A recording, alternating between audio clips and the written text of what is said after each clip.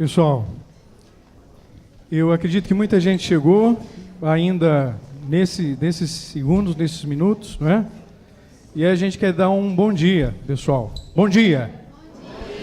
Eu quero mais força. Bom dia. Nós vamos receber com esse mesmo entusiasmo os nossos dois palestrantes. Eu quero convidar aqui adiante para sentar na nossa sala bem formal o professor, advogado Emiliano Landim. Ele é especializado em Direito Digital no INSPER, especializado em Direito e também empresarial na Fundação Getúlio Vargas.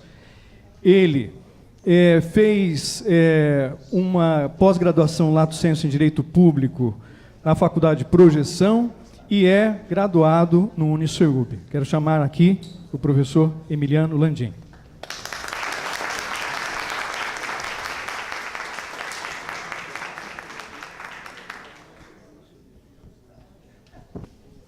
Eu quero também convidar aqui o juiz de direito, o doutor Aragonê Nunes Fernandes, que é juiz de direito no TJDFT, ex-promotor de justiça, ex-assessor de ministros do STJ, ex-analista também do STF, e aprovado em vários concursos. Lá também é professor de direito constitucional em cursos preparatórios para concursos. Então, é o nosso também graduado em Direito na Universidade Católica de Brasília.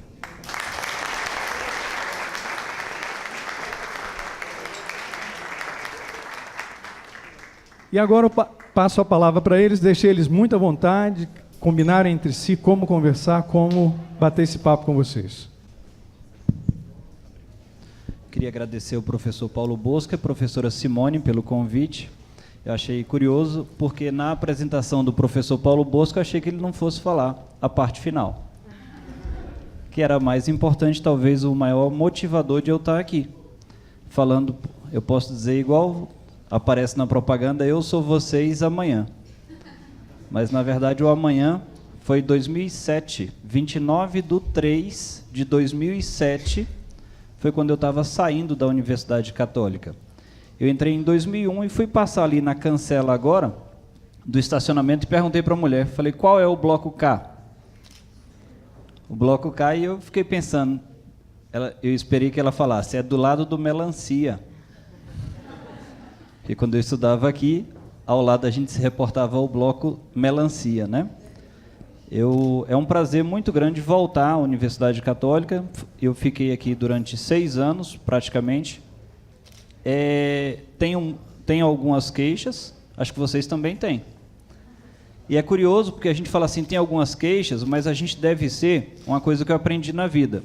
Eu tenho algumas queixas da minha família, mas se você falar mal da minha família, eu vou brigar com você. Aqui é igualzinho uma família, igualzinho o árabe se comporta. A gente pode ter queixas aqui entre nós, mas nunca para fora. Eu vejo, às vezes, que falta a compreensão do aluno que estudou na Católica, ele sai da faculdade falando mal da faculdade. E ele esquece que é o nome dela que está em seu currículo. Então, eu acho que é bem importante a gente ter essa compreensão de que o nome que pesa em nosso currículo é o da Universidade Católica. E no dia em que a gente fala mal da universidade, de certo modo, a gente está falando mal da nossa formação. Eu não acho que seja uma boa estratégia de enfrentamento. O professor Emiliano fez carreira na iniciativa privada, a minha foi basicamente no setor público. Eu dou meus rompantes na iniciativa privada também, né? E o curioso é isso, é porque eu sempre nas audiências eu pergunto, quando tem alguns estudantes, alguns aqui já estiveram em audiência, inclusive, eu reconheço os rostos, e eu pergunto, o que você quer ser quando crescer? A resposta, quando o aluno está no 2º, 3º semestre, são as maravilhosas, né? Juiz, promotor, defensor. Quando está no 9º semestre, quero ficar vivo até o final. É isso? E parece que vocês estão apreensivos porque vão ter prova do ENAD, né? É domingo que vem? É. Eu peço que vocês levantem a mão, tá bom? Quem vai fazer prova, quem pensa em fazer concurso público? Levante a mão aí. Quase todo mundo. Quem pensa em fazer a prova da ordem? Bom. Amanhã é a primeira, né? Porque se você passar amanhã, beleza, senão não. Reparem então, que se vocês vão fazer a prova da ordem amanhã, e se vocês querem fazer concursos públicos, fazer prova vai ser uma constante na vida de vocês. Infelizmente e felizmente. E não é porque se não reprova, é se não aprova. A prova é o meio mais objetivo de demonstrar e de nivelar. Ah, mas tem algumas variáveis no meio do caminho. Tem várias, mas ainda assim é o meio mais objetivo de aferição. Se vocês vão enfrentar tantas e tantas provas e provações durante a preparação de vocês e durante a definição do futuro profissional, encare o ENAD só como mais uma. Ele não é um peso, entendeu? Mas encare com firmeza, de propósito, porque, lembre-se, é o nome de vocês que vai estar sendo replicado depois. Não o nome individual do aluno X ou do aluno Y, mas o conceito da faculdade católica, da universidade católica, fora daqui. Eu queria só fazer essa ponderação inicial, professor, porque às vezes a gente coloca a prova como um peso na nossa vida. Ah, não, tem mais uma prova. Tem. Eu fiz várias. E eu te digo, durante a minha trajetória, eu reprovei em muitas e fui aprovado em poucas. Mas as poucas que a gente é aprovado, o pessoal só lembra delas. A prova do ENAD eu não fiz. Na minha época, quando fala na minha época é ruim, né?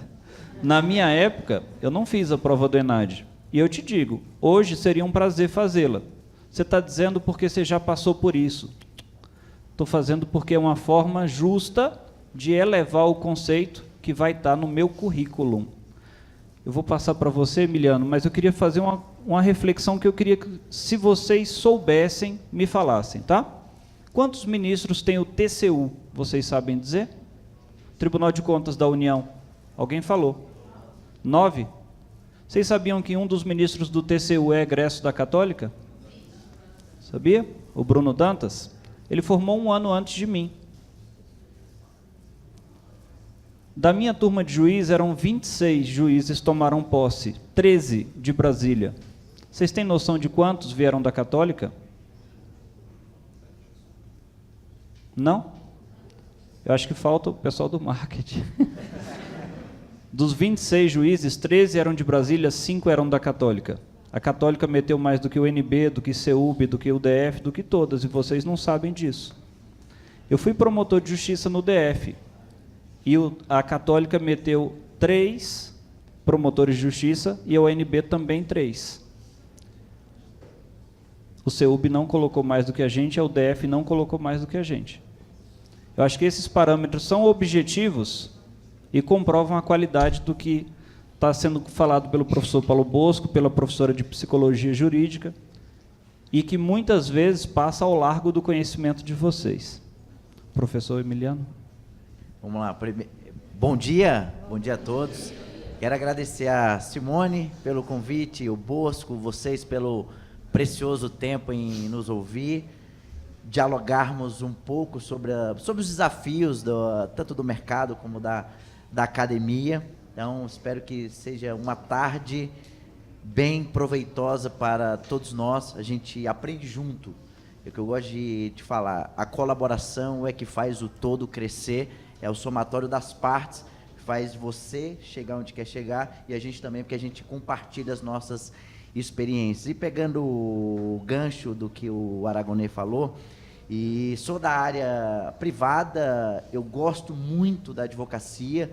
Advogar é você exercer um verdadeiro sacerdote, você tem que amar o que faz, senão nem comece a advogar. Mas se você, apenas para você sair com essa reflexão, se você pretende em algum momento pensar em advogar, comece. E aí no curso do caminho você vê se é isso ou não que você quer. Porque eu comecei na advocacia dessa forma. Vou dar uma chance para saber se a advocacia é o que me brilha os olhos. E com o passar do tempo as coisas começam a acontecer, pessoas começam a te ajudar e nunca deixe de pedir ajuda para as outras pessoas. Tem muita gente boa para lhe auxiliar no meio do caminho. E isso que a Católica faz é um meio de lhe ajudar, o quê? Com as nossas experiências, para que você construa um caminho sustentável. Que eu gosto, a carreira, para mim, vale a pena se você construir de forma sustentável. Quando você chegar lá em cima, você olhar para trás e falar assim, poxa, valeu a pena tudo que eu construí, tudo que eu passei, as dificuldades, desafios, as angústias, mas sobrevivi porque eu fiz o que me brilhava e o que me brilha os olhos. Então, se você quiser advogar, advogue, é muito massa, é fera, você ganha dinheiro, mas não coloque o dinheiro como fator principal. Conhecimento e o dinheiro é consequência de todo o excelente trabalho que você vier desenvolver. Então, como o Aragonês falou, o ENAD é apenas uma etapa inicial de várias provas que você tem que fazer no curso da tua vida. Então, essa é mais uma. E eu queria ter tido a oportunidade também de fazer o quê? Para testar, para saber como é que estão meus conhecimentos, se eu preciso estudar mais, se eu estou bem em uma determinada matéria ou não. Ou seja, as provas são todos os dias. E é na prática, junto com a teoria, que faz com que a gente sempre evolua. E o advogado, quanto menos estuda, menos advogado ele é. Tem espaço para todos os advogados no mercado jurídico? Não. Porque um é melhor do que o outro? Não. Porque simplesmente não estudam como deveriam e não desenvolvem outras habilidades que os advogados precisam ter hoje. Então, o que eu posso deixar dessa mensagem inicial aí, nesse bate-papo, até eu trouxe uma apresentação, mas conversando com o Aragonês, nós vamos fazer algo mais informal, um bate-papo, a gente trocar as nossas experiências. E uma das palavras que eu acho sensacional do século XXI é: você tem que ser flexível. Você tem que ser adaptável aos cenários que lhe apresentam. Se eu trouxe a apresentação, está tudo certo. Vai servir para uma próxima oportunidade. Vamos bater um papo. A gente se adapta às situações e vai ser um bate-papo incrível. Tenho muito a aprender. Então, eu gosto de aprender. Sou um eterno curioso. Eu aprendo com vocês, aprendo com o Aragonês, porque ele traz a visão dele do mundo público, que é o que ele faz de melhor, que é exercer o ofício aí da magistratura. E eu, se eu tiver, como minha área não é criminal, mas ia ter uma grande honra em fazer uma audiência com ele. Eu queria ver se a gente ia conseguir manter a mesma seriedade para você manter a sua imparcialidade. Como advogado, né, doutor? Como advogado, a audiência como advogado. Mas, assim, é só essas reflexões iniciais. Então, continue na batalha, treine muito. Prática é o que define se você vai ficar muito bom. Então, é a prática disciplinada. Se eu puder deixar uma sugestão logo de início, antes que eu esqueça, de um livro que é muito bom. O nome do livro é Garra. Pode comprar, leitura sensacional. É uma psicóloga norte-americana que estuda o valor da garra no teu sucesso profissional. Vai lá, se você tiver interesse, compre, vale super a pena. Então é isso. E aí passo a bola para o Aragonês para passar mais algumas reflexões. A gente vai fazendo essas interações aí no curso da nossa tarde. Obrigado, Emiliano. Eu queria que todo mundo que está com o braço cruzado descruzasse. Vamos? Por que a gente pede para descruzar o braço? Vocês têm noção o que simboliza quando você está com o braço cruzado? O que você está falando não me interessa em nada. Eu estou aqui tentando sobreviver esse diabo do Enad. É isso? É tipo isso. É tipo isso. É curioso, a Simone saiu da sala bem na hora que eu ia falar mal dela. Ela está ali escondida. Eu sei que eu vejo alunos meus aqui no auditório e eu comecei a dar aula por conta dela. Eu nunca tive a oportunidade de agradecê-la em público. Eu fui monitor em 2 disciplinas, não foi? Dela, e a partir daí comecei a dar aula. Já se vão 12 anos dando aula, e te digo, é o momento de alegria do meu dia, é quando eu entro para dar aula. Ah, e o tribunal é legal? Muito legal, mas eu trabalho com uma realidade bem pesada. A realidade de transformar a vida de quem está se preparando e de quem está começando, quem está no meio do caminho como vocês, é o papel transformador da educação e do professor. Às vezes a pessoa consegue te encantar e te trazer para o outro lado do púlpito, né? Dar aula é um desafio imenso, porque a gente nunca sabe qual é a pergunta que vai vir. Eu fiz 3 provas orais, nas 3 eu me saí bem. Mas eu me saí bem porque eu já fazia prova oral todo dia. Todo dia que algum aluno levanta a mão, eu não sei o que vem de pergunta. E, às vezes, vem pergunta bastante capciosa e você fica vendido. Eu acho curioso quando a gente está no meio de uma moçada como vocês, porque boa parte dos meus colegas de graduação hoje são meus alunos. Ontem eu estava mandando um planejamento de estudo para 2 deles, ex-colegas da Católica, que estavam tentando concurso para defensor do DF. E é curioso porque no começo, quando eu ia encontrar colega de faculdade na sala de aula, eu ficava constrangido. Eu ficava, pô, mas o cara estudou comigo, por que eu estou dando aula para ele? E depois eu fui entender que, na verdade, cada um faz uma escolha. E as escolhas têm os caminhos. Alguns vão para a advocacia e nunca mais vão voltar. Vão ficar por lá porque se encantaram com a advocacia. A Simone deve saber, o colega Gildásio, você lembra dele, Simone? Gildásio é presidente da seccional da OAB e é colega meu também de sala de aula. Ele foi para a advocacia e se deu muito bem. Eu não escondo de ninguém. No dia que eu aposentar, eu quero advogar. Não escondo de ninguém. E por quê? Também tenho vontade de ficar rico igual a ele. Essa é boa. Olha a elegância do cara. Mas reparem.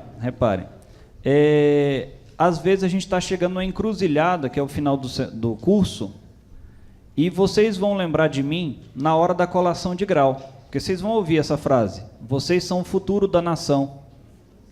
Só que esse futuro da nação só dura à noite, porque no dia seguinte você é um problema social, você é desempregado, o estágio acabou.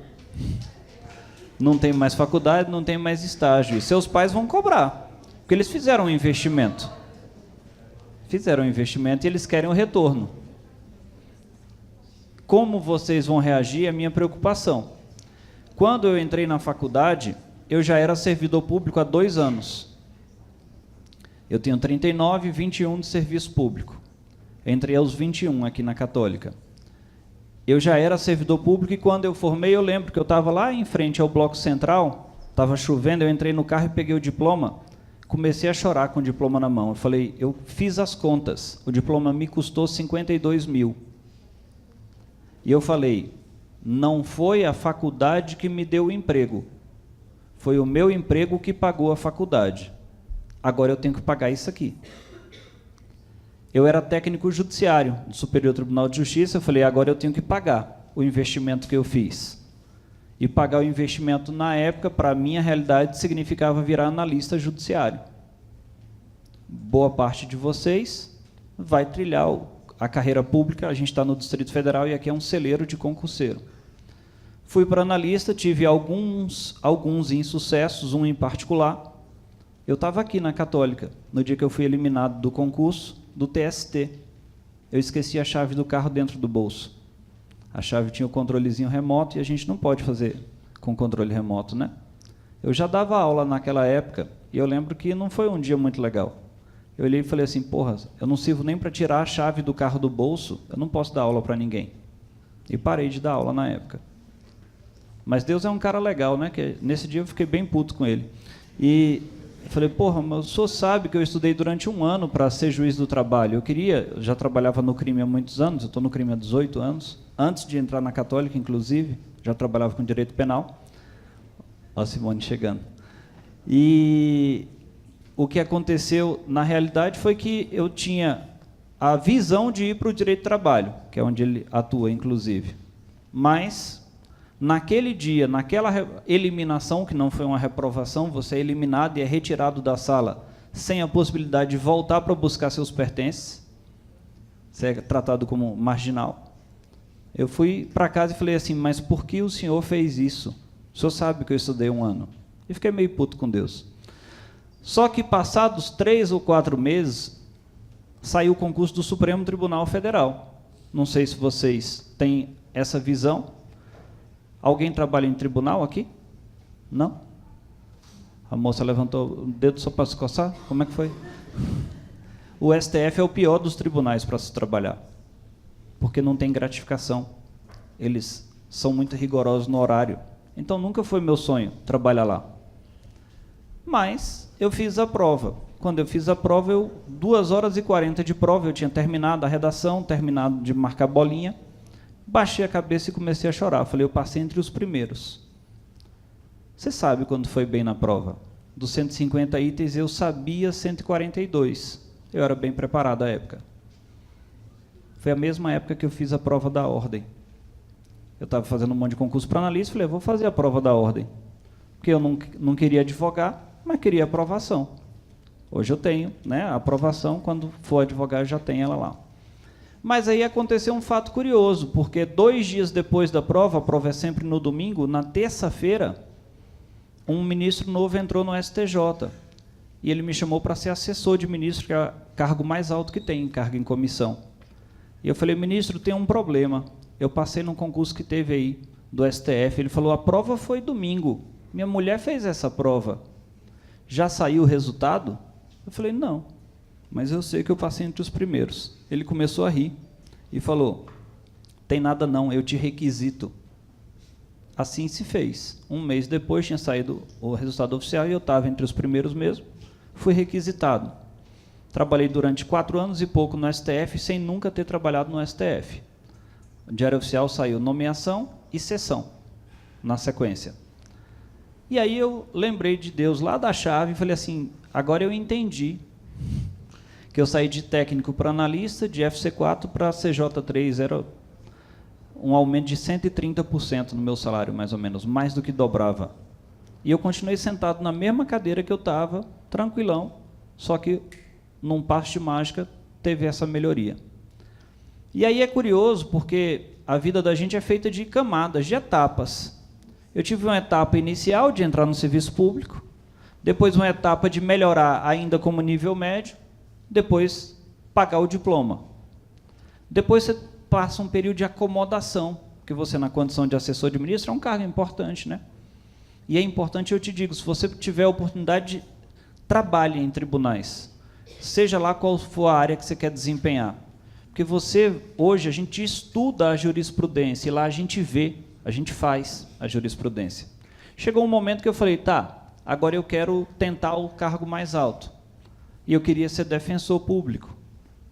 Esse negócio de concurso público é curioso, porque eu passei para defensor, passei para promotor e passei para juiz. E o único que eu não tomei posse foi para defensor, que era o que eu dizia que queria, que eu tinha que ir embora para o Rio Grande do Sul. Aí eu falei, não, eu quero ficar em Brasília. Tomei posse como promotor, depois migrei e pendurei a chuteira. Até estudei 1 mês e meio para cartório, mas achei chato. Dá muita grana, mas tem hora que não é grana. Vocês vão entender isso. Tem hora que não é mais grana. Professor, mas eu não quero nada da área jurídica. Eu estou fazendo a formatura só porque meu pai está me obrigando. Eu já ouvi vários falarem isso aí. Velho, sei que boa parte dos que estão aqui não vão usar o diploma como requisito necessário ao desempenho do cargo. Alguns que estão aqui sairão para ser professores, sairão para ser advogados, sairão para ser servidores públicos.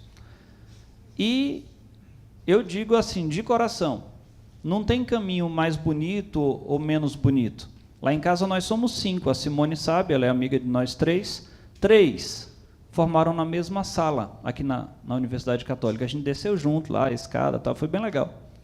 Ah, vocês eram trigêmeos? Não, a gente era pobre. Então tinha diferença de idade, porque até ter dinheiro para entrar na faculdade, não era trigêmeos, não. E o curioso, minhas 2 irmãs são analistas da Procuradoria-Geral da República, elas estão com a doutora Raquel Doge. Fizeram uma carreira brilhante, brilhante. E elas não precisam ser promotoras, defensoras, juízas, elas precisam ser felizes. Entendeu? Então, assim, ó, cada um de vocês vai ver onde toca e onde é que é o teu porto seguro. De você chegar e falar assim, hoje eu estou satisfeito. Hoje eu digo, hoje eu estou satisfeito. Hoje eu ganho uma grana que eu nunca imaginei de ganhar. Nem quando eu estava no lugar que vocês estão agora.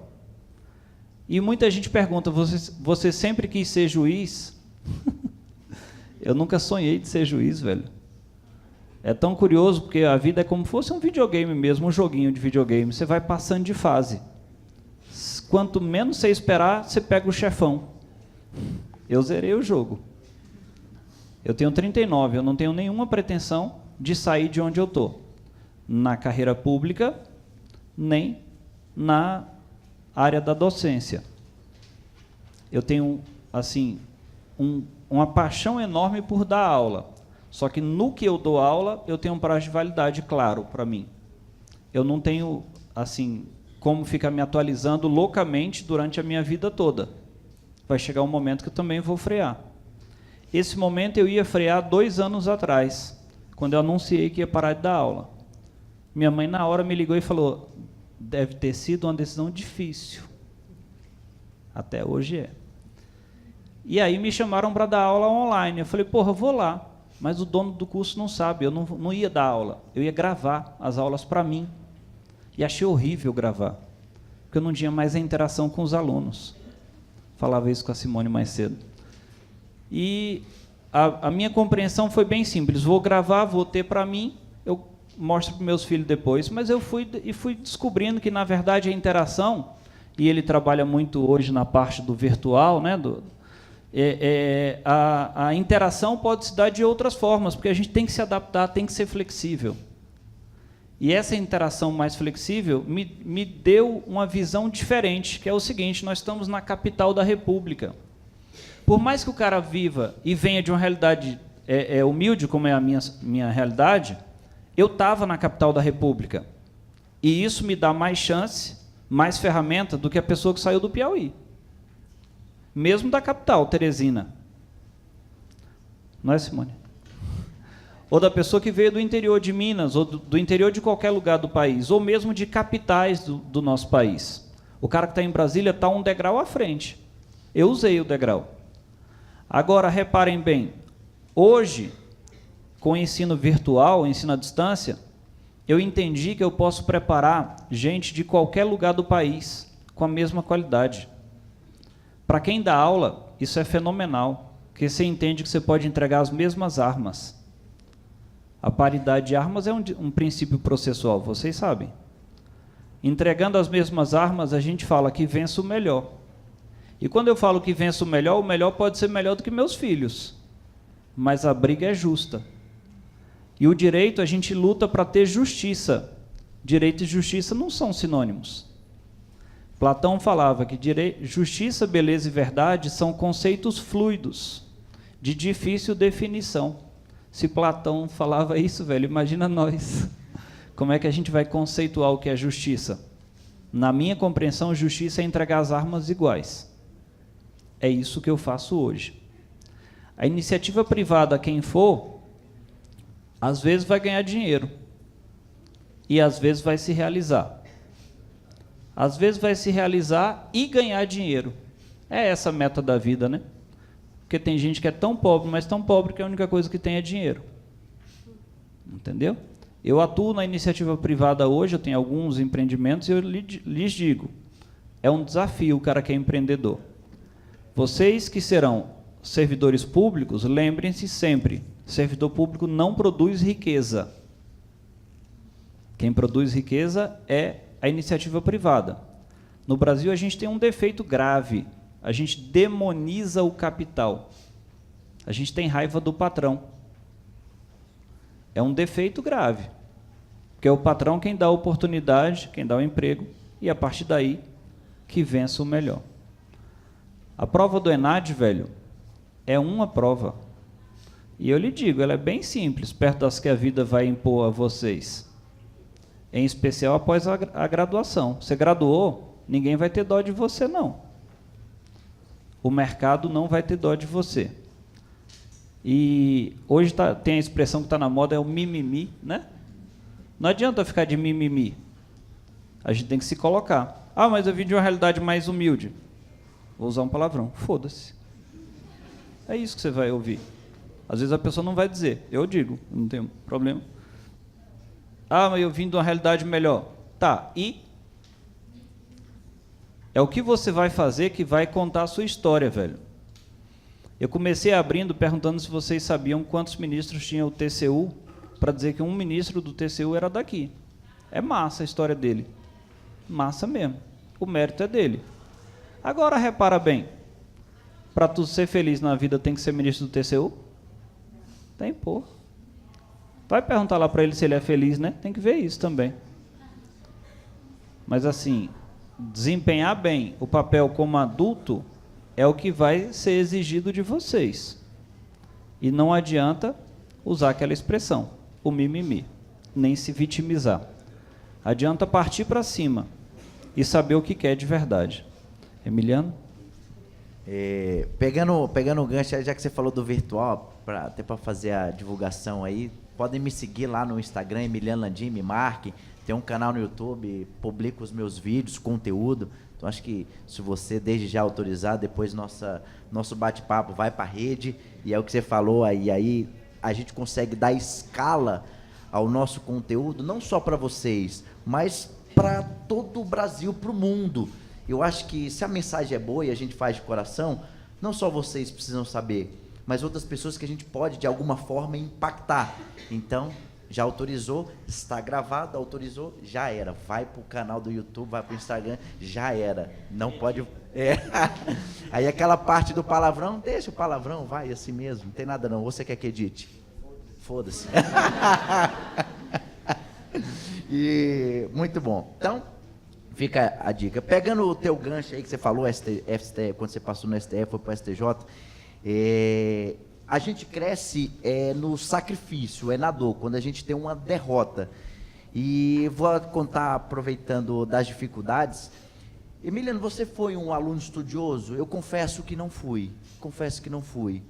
Eu aprendi muito tarde o valor de estudar. Mas todo mundo tem um ponto da virada. E eu aprendi foi na derrota. E por isso que quando o Aragonês falou que você deve estagiar em órgão público, é importante permear tanto pelo serviço público como também escritório de advocacia, para você ver as duas realidades, para você ver as duas práticas. Gostei do serviço público, acho que é interessante. Não, gostei da advocacia, é aqui que eu quero trilhar o meu caminho. E uma passagem super interessante, antes de me formar, eu me formei em 2008, final de 2008, eu trabalhava no gabinete do ministro Ives Gandra Martins. Foi o melhor estágio da minha vida sempre, porque lá eu aprendi que eu deveria dar valor a principal ferramenta do ser humano, que é o estudo, é o conhecimento. O estudo sempre lhe rende os melhores frutos, sem exceção. Eu trabalhava com um determinado assessor, o nome dele era Wilton, sou eternamente grato, e eu era muito desatento. Ele perguntava: Emiliano, você entendeu o voto que você fez? Entendi. Não tinha entendido nada. Emiliano, você revisou? Revisei. Não tinha revisado, eu era super desatento. Eu não era comprometido. E aí ele falou: poxa, não dá para ficar com o Emiliano não entrega o que eu peço. Primeiro ponto negativo. Ok. Aí chega a secretária do ministro e fala: olha, infelizmente, se você não melhorar, a gente vai ter que te mandar embora do estágio. E eu falei: cara, você dispensado do estágio, imagina. Eu falei: não, tem alguma coisa errada com isso.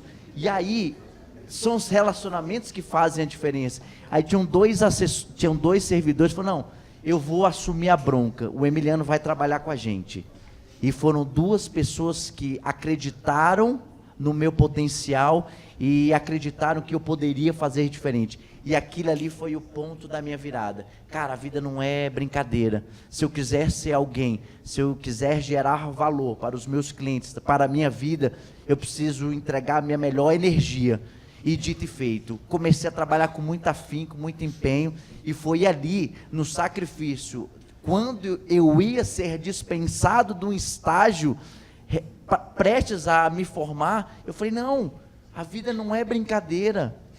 A vida é um jogo sério e as provas são todos os dias, e essa foi uma delas. E graças a Deus que aconteceu, que eu me tornei um ser humano melhor com esse aprendizado. Você acha que eu levei essa bordoada de forma negativa? Não. Aí você tem que ser um ser humano que prefira orientação ao invés do elogio. Eu prefiro que alguém me oriente a chegar: Emiliano, que excelente trabalho, é bom, elogio é. Quem não gosta? Mas eu prefiro uma pessoa que me oriente: faça assim, siga por esse caminho, por que você não avalia essas opções? E isso você constrói, porque é a orientação que faz o teu círculo virtuoso de crescimento ser cada vez mais positivo. Então saí de lá melhor, me formei e aí eu comecei a desenvolver a minha trajetória da advocacia. E pegando o gancho, quando o Aragonês passou no STF e já foi automaticamente cedido para o STJ, você não vai crescer se você não tiver pessoas ao seu lado. Você não cresce sozinho. Eu jamais vou crescer sozinho, o Aragonês jamais vai crescer sozinho, ele depende de pessoas para fazer toda a máquina do Poder Judiciário onde ele trabalha, produza, assim como eu, porque a gente não nasceu para viver ilhado, a gente nasceu para viver em coletividade. A gente se ajuda e é o que eu gosto de falar, são 3 habilidades que a gente precisa ter nesse século XXI que são essenciais, que é o teu pensamento crítico, é você ter criatividade, as conexões com as tecnologias como meio para nos tornarmos cada vez mais produtivos. Apenas um exemplo prático do PJ é para a gente ser mais produtivo, para a gente otimizar o nosso tempo, para a gente desenvolver outras habilidades e as nossas relações interpessoais. Eu dependo um do outro para crescer. Eu não sei de tudo, não sou bom em tudo, o Aragonês também não é bom em tudo, ele depende de outras habilidades, de outros profissionais, para a gente ampliar a nossa capacidade de atuação no mundo. Por isso que os seus relacionamentos são super poderosos para fazer você crescer. E infelizmente a gente não pode só conviver com as mesmas pessoas, senão a gente não cresce. Pessoas da horizontal que eu digo.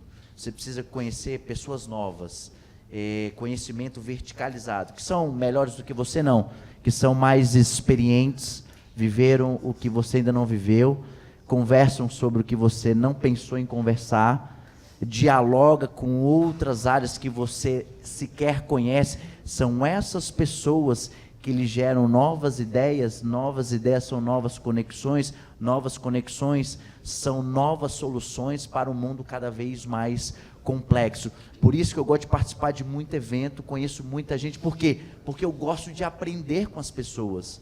Elas conseguem me dar outras oportunidades. Simone me deu uma oportunidade de vir falar para vocês. Aqui temos não sei quantas pessoas, umas 70, 80.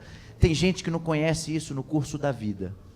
Quanto mais pessoas eu for capaz de conhecer, assim como vocês, maiores são as chances de você ter as oportunidades. Mas você precisa de uma palavra que faz toda a diferença: execução. O sonho é muito bonito, está aqui, mas se você não implementar, não ir para o campo de batalha, nada acontece. Nada acontece. Não se passa em um concurso você não estudar e treinar, fazer prova, e nada acontece se eu não for para o campo de batalha, advogar, fazer audiência, tomar a bordoada de juiz, se colocar em pé de igualdade. Mas isso o quê? É aprendizado. Eu tenho que treinar, testar, para que as coisas aconteçam. Se isso não for parte da tua realidade, você vai ter só uma ideia. A ideia é um sonho morto, simplesmente porque você não implementou. Por isso que você precisa, tudo que eu olho, aí você tem que ter um olhar de águia, olhar as oportunidades. Tem muita oportunidade na mesa, tanto no serviço público, carreira que você vier a escolher, como na iniciativa privada. Basta você ficar atento. Tem muito dinheiro na mesa, ela apenas está nas mãos erradas. Se não está na sua, você ainda não fez o teu dever de casa. Você precisa ficar atento. Pega uma ideia, implementa. São 3 palavras. Você tem que ter uma ideia, você tem que validar e você precisa executar. Eu tive uma ideia que pode me gerar algum fruto, quero passar no concurso, quero advogar, quero abrir um escritório. Ok, validei essa ideia, mas agora eu preciso ir no campo de batalha e ir testando. É como o Aragonês falou, a vida é um jogo de videogame, são fases que você vai passando e você recalcula a rota toda hora. A cada momento eu recalculo a rota, se eu estou no caminho certo, se eu posso melhorar, como eu posso evoluir, qual a habilidade que eu posso desenvolver. E eu gosto muito de falar em público. E cada vez que eu falo, eu desenvolvo ainda mais a minha oratória. E quanto mais eu falar, melhor eu fico nessa habilidade, melhor eu fico para fazer audiência, fazer uma sustentação oral e ter o que o advogado precisa ter, influência e persuasão no magistrado.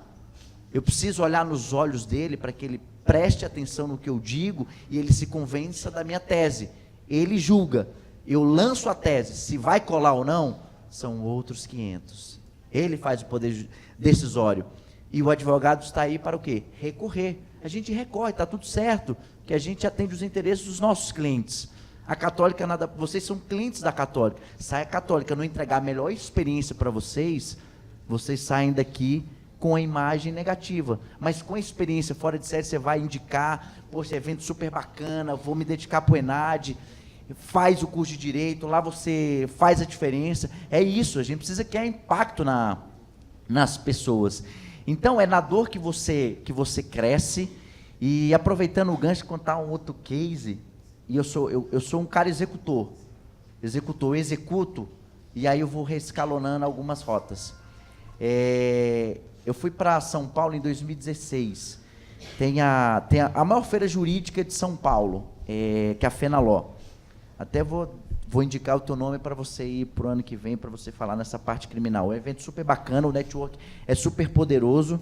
E aí eu estava em São Paulo fazendo um curso de Direito Digital, e eu falei, poxa, eu sempre tive vontade de falar nessa feira, mas como é que eu vou fazer para alguém me dar uma oportunidade de falar, passar a minha mensagem?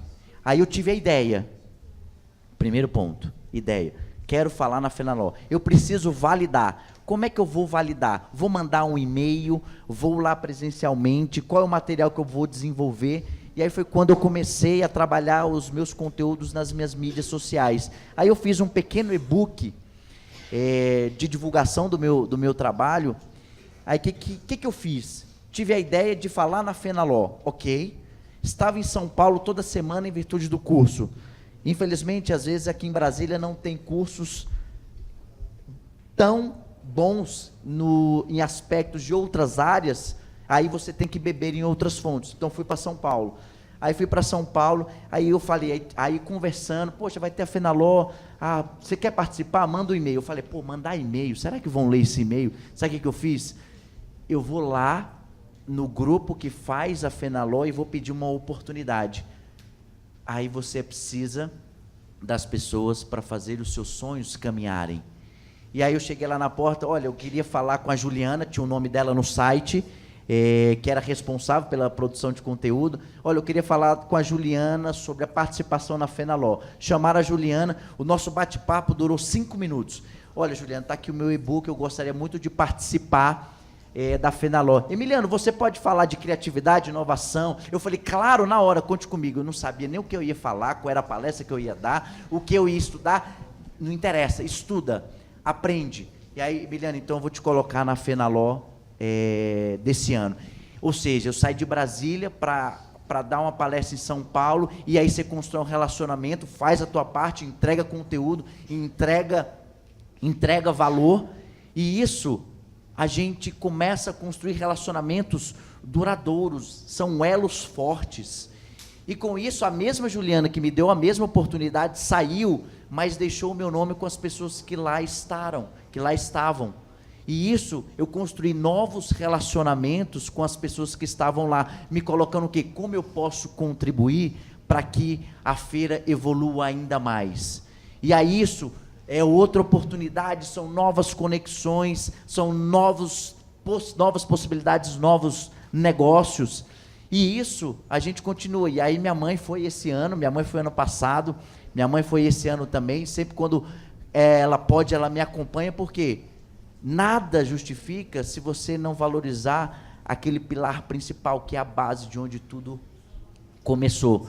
Então, é muito gostoso você compartilhar as tuas conquistas e as tuas angústias com as pessoas que fazem com que você cresça, que querem ter esse teu sucesso. Gosto de compartilhar. Por isso eu fico muito feliz quando alguém me diz, pô, Emiliano, eu ganhei tal causa, que massa. Eu fico feliz com o sucesso do outro.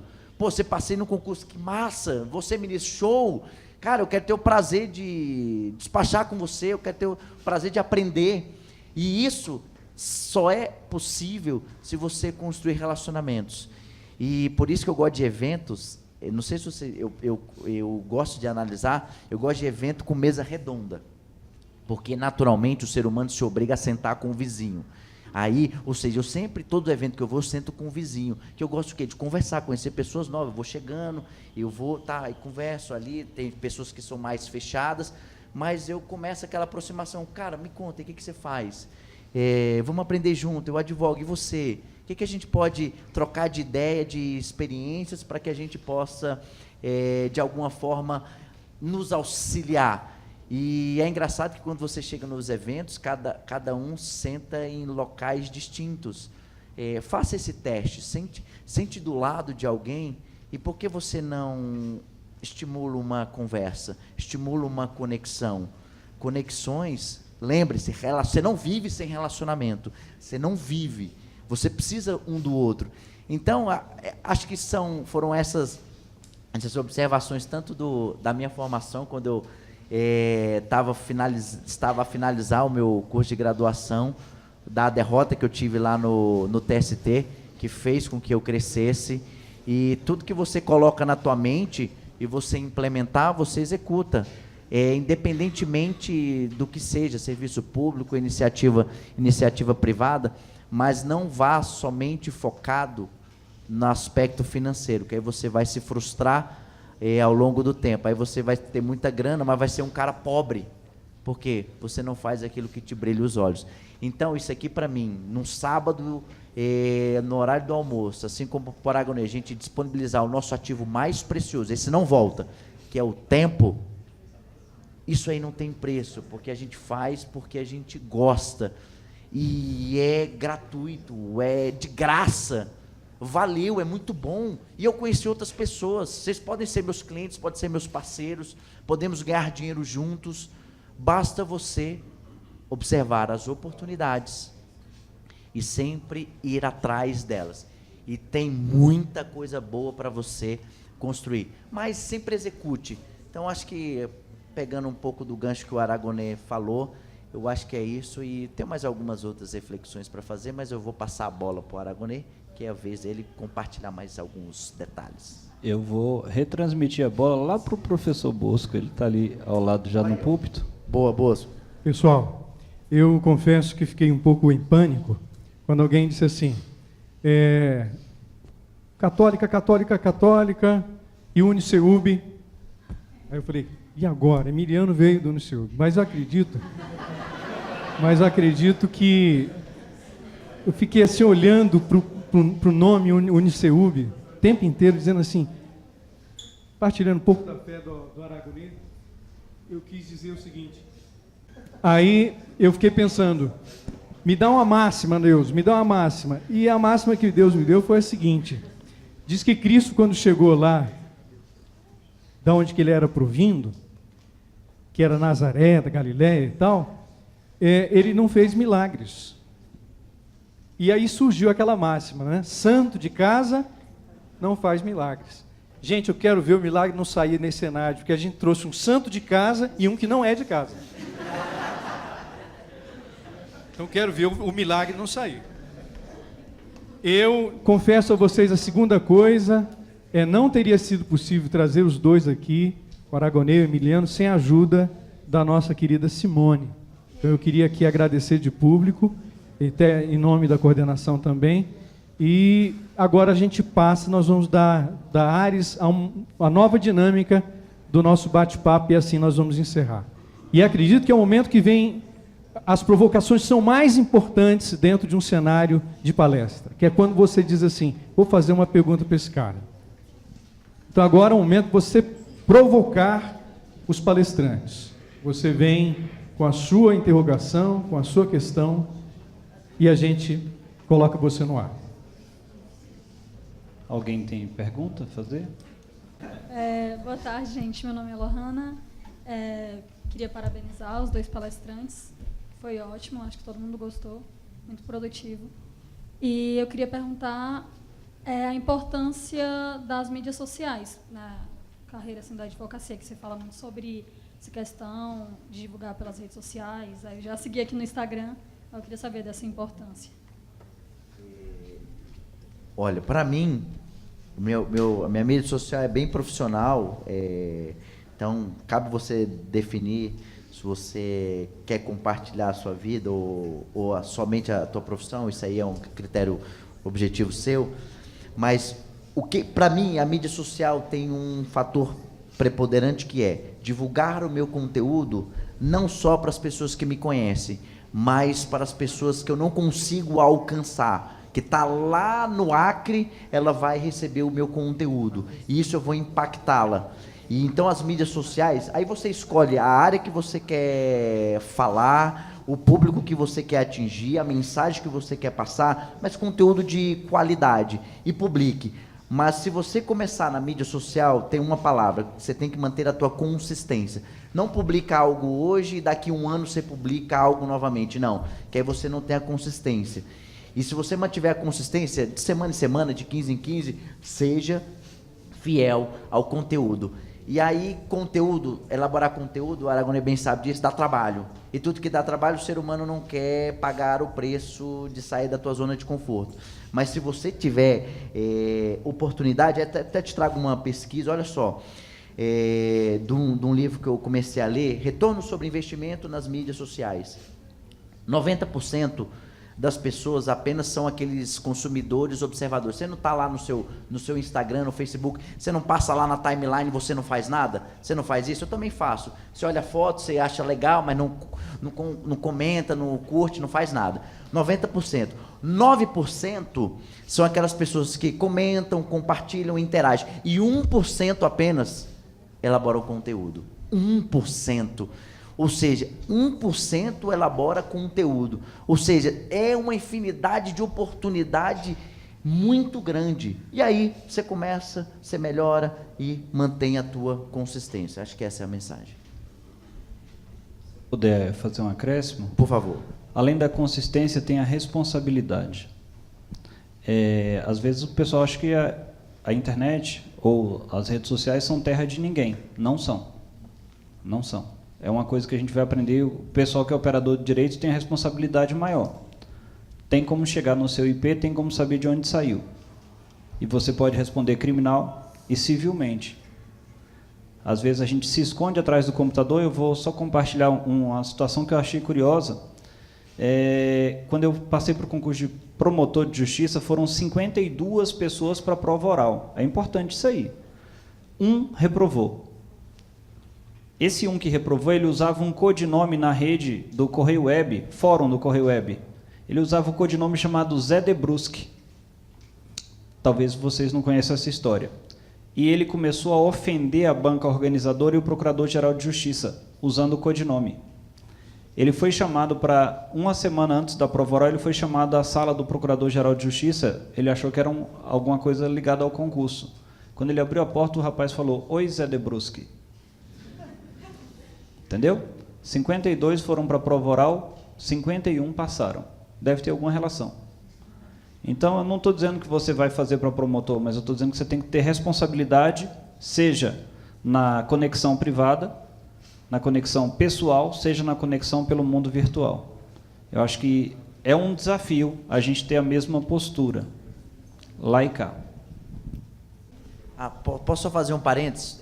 Assim, o que eu gosto de falar, aproveitando, quando você está em um evento, eu sempre faço isso, quando você está em um evento, sempre se instigue a fazer uma pergunta. Por quê? Quando você faz uma pergunta, você automaticamente se destaca da maioria.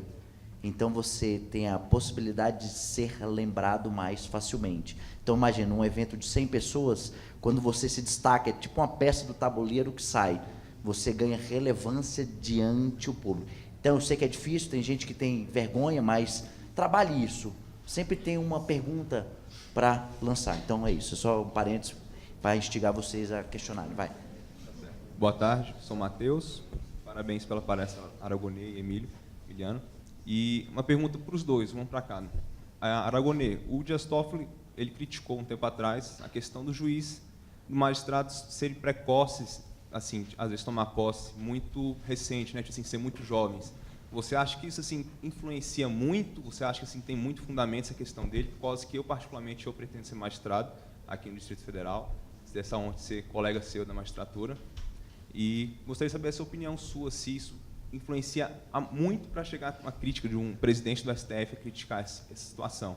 Emiliano, a questão é a seguinte, a pergunta para você, se hoje, atualmente, é mais interessante a gente migrar para a advocacia, a gente que vai já formar o ano que vem, a gente fazer uma especialização, igual você fez na área digital, mas na questão do seguinte, de a gente migrar para áreas menos populares ou tentar entrar assim, no mercado já saturado, por exemplo, trabalhista, penal, civil, ou ir para questões assim, um pouco mais peculiares, igual o direito digital, se seria mais interessante a depender. Matheus?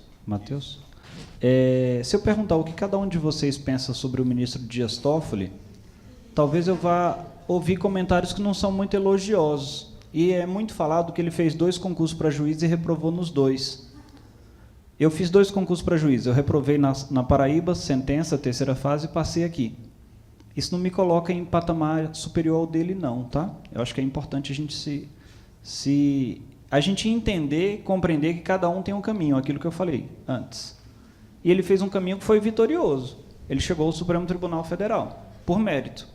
Por mérito. Aragonês, você está puxando o saco dele? Eu nem o conheço pessoalmente, velho. Não tenho nenhuma pretensão de conhecer também. A não ser que eu seja indicado para lá. Mas ainda não tenho idade. Sacanagem. A preocupação dele é compartilhada por todo mundo, Matheus. Não sei se vocês sabem, tem idade mínima para ser juiz aqui no DF, 25. Do penúltimo concurso, teve uma moça que tinha 24 anos e pouco, ela completou 25 na hora da inscrição definitiva. O curso de formação todo, a preocupação era voltada para ela. Eu acho curioso, porque tem gente mais velha do que eu aqui. E muita gente mais velha pergunta o contrário. Fala assim, tem algum preconceito por eu ser mais velho, que eu vejo hoje que está entrando muita gente nova. Tem 2 movimentos para concurso de alto rendimento. Muita mulher é a evolução da espécie, claramente, moçada. Claramente, mulher mais dedicada, sem dúvida. Quando alguém falta a aula, você não pede o caderno do homem, porra. Tá aí a prova mais cabal, né? Então, assim, ó, alguém pede? Pede nada.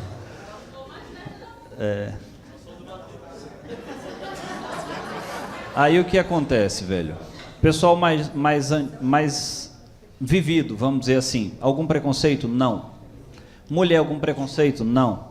Homossexualidade, algum preconceito? Não. Distrito Federal, por exemplo, nada. Nada de preconceito. Aqui eu posso dizer, nada de preconceito quanto à questão de se é branco, se é preto, se é homossexual, se é heterossexual, que não tem esse tipo de preconceito.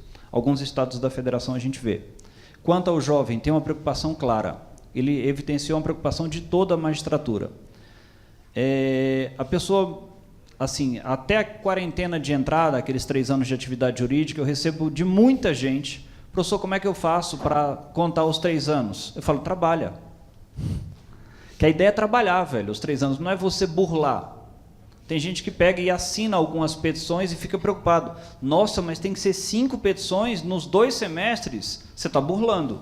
Porque se você tivesse advogando de verdade, você teria mais do que 5 petições. E aí, ó, a exigência não é à toa, velho. Os 3 anos é porque eles vão te dando a maturidade necessária. Eu estava numa vara de família, eu normalmente não fico em vara de família, quando bateu a porta um menininho de 8 anos, Matheus, o nome dele. Aí ele, o senhor é o juiz? Eu falei, sou. O que o senhor falar, acontece? Aí eu falei, lá vem merda, né? Lá vem merda. Mas o senhor manda, né? Eu falei, fala aí, cara, o que que é? Ele falou, é o seguinte, vai ter uma audiência daqui a pouco e meu pai vai estar na audiência. Eu queria que o senhor mandasse ele me conhecer, que ele até hoje não me conhece. Eu não tenho como determinar que o pai seja obrigado a conhecer. Entendeu? É esse tipo de desafio que você vai estar diante na prática. E com 25 anos, eu posso te dizer, eu tenho 39. Com 25 eu tinha vivido bem menos. O pneu estava bem mais cabeludinho, né? E faz diferença, velho. Faz diferença. Não é um impeditivo, tá? Não é impeditivo ser jovem, não. É um mérito. Da minha turma de concurso de juiz, tinha um menino fenômeno, eram 26, 51 foi de promotor, 26, tinha um menino que com 27 anos tinha aprovação em 7 concursos de juiz no Brasil. Ele é um prodígio mesmo. Entendeu? Eu não sou não, eu sou mediano. Mediano que se dedica. Tá? Eu passei na frente dele. Nos títulos. Nos títulos eu saí passando na frente de um monte de gente. Ser rodado na vida às vezes é bom. Então, não se preocupe tanto em burlar os 3 anos, é o pedido que eu faço. E não se preocupe tanto em começar a fazer concurso agora. Não se preocupe tanto em direcionar e determinar, eu quero ser tal coisa. Eu acho que nessa fase em que vocês estão, é mais fácil a negação. Eu não quero ser tal coisa. Eu te digo, eu, Aragonês, nunca quis fazer concurso para o Legislativo, eu não teria orgulho de trabalhar lá. Eu. E dá uma boa remuneração, não é por grana. Entendeu? Agora, se você falar assim, eu não tenho orgulho de ser magistrado, não quero ser, beleza. Agora, se não, é pela negação, eu não quero ser tal coisa, então tem todo o leque de oportunidades à sua frente. A sua idade não vai ser um limitador. Vocês fazem parte, em grande medida, da chamada geração Y, que não é bem vista no mercado de trabalho, é bom reprisar. Vocês não são bem vistos no mercado de trabalho, por conta da geração do videogame. Vocês enxergam a vida como um jogo e querem chegar logo no topo. Deem tempo ao tempo, ok? O tempo é bem legal, porque ele vai te ensinando e vai sedimentando. Quando você chegar lá, se você chegar, se mantiver a pretensão, não é tão difícil de passar, beleza? Tem um charme no negócio de dizer, caralho, o cara passou, é cabeção, é charme. Tem um monte de cara mediano para baixo. Basta ter uma boa estratégia de enfrentamento e se dedicar. A idade vai ser o menos importante, beleza? Eu agradeço a oportunidade de todos estarem aqui, né, dedicando o seu tempo, porque o tempo de vocês também é precioso, e é um sábado emendado de feriado. Quando a gente chegou aqui estava bem vazio e agora está bem cheio. Me enche de orgulho, velho, falar com vocês, porque vocês, volto a dizer, vocês são, eu me vejo em vocês, só que regredindo no tempo há alguns anos. E eu jamais imaginaria a oportunidade de voltar à Universidade Católica como palestrante. Beleza? O mundo é legal. Dá uns caminhos tortuosos. Obrigado a todos.